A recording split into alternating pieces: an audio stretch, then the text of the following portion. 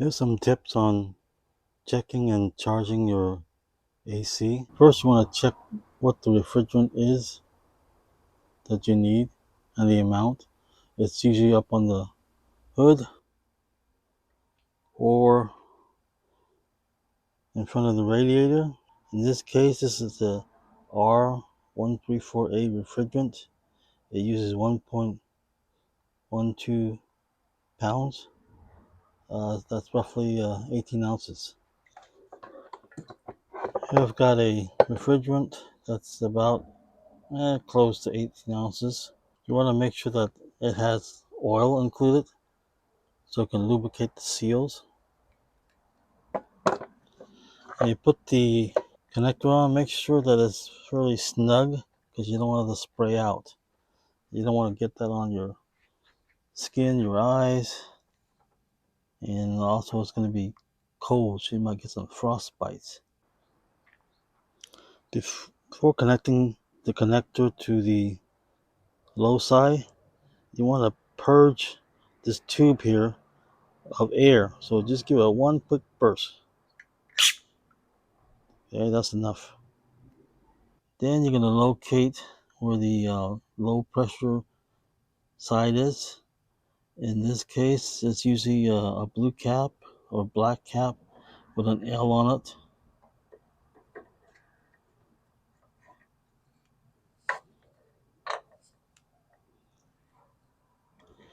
Now the connector will only fit on the low side, so if it fits, then you're fine. So you pull up on this little lever here and then push down. Right now, I'm seeing the static pressure. What that means is it's a pressure that's equalized between the low side and the high side.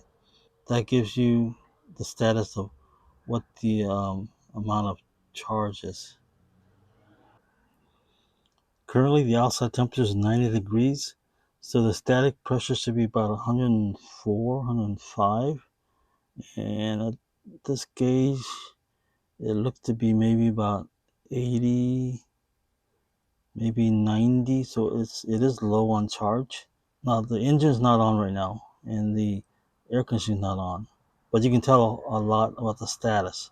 If it's really low, down to here, your system is still fine, meaning that it held up some charge, and there's some refrigerant in it. So that means there's no air got into it. The problem with air is that it contains moisture, and moisture in a cold system could ice up and clog up your system. But so if you have a reading that's close to low or even no readings in PSI, then there's a chance that you might have to have the system evacuated. That means pull out all the moisture, all the leftover air, and then recharge it. Unless you have some extra equipment, it's probably best left to a mechanic. Okay, I'm gonna go ahead and start the engine and see what the state of charge is while it's running.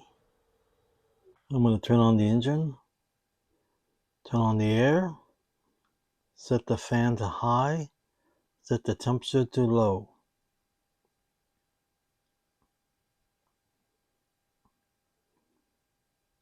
Okay, the gauge shows that it's low on refrigerant. Open the valve to add refrigerant.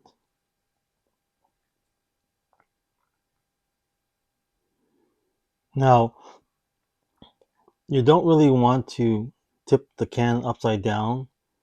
The reason why is that then liquid will come out.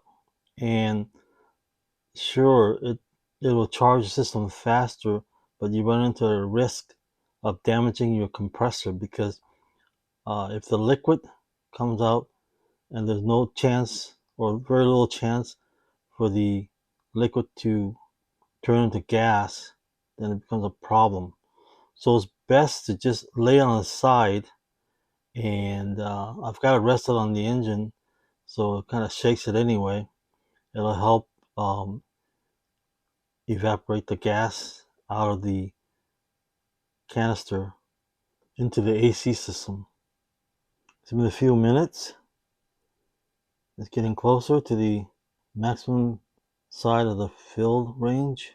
You don't have to fill it all the way up to the max fill line. Okay, I'm gonna stop there. The temperature is cooling down inside the cabinet. It's about almost 50 right now. It could be lower, and it will be when you start driving the car and the engine revs are up. Right now it's just idling, so it won't be as cool.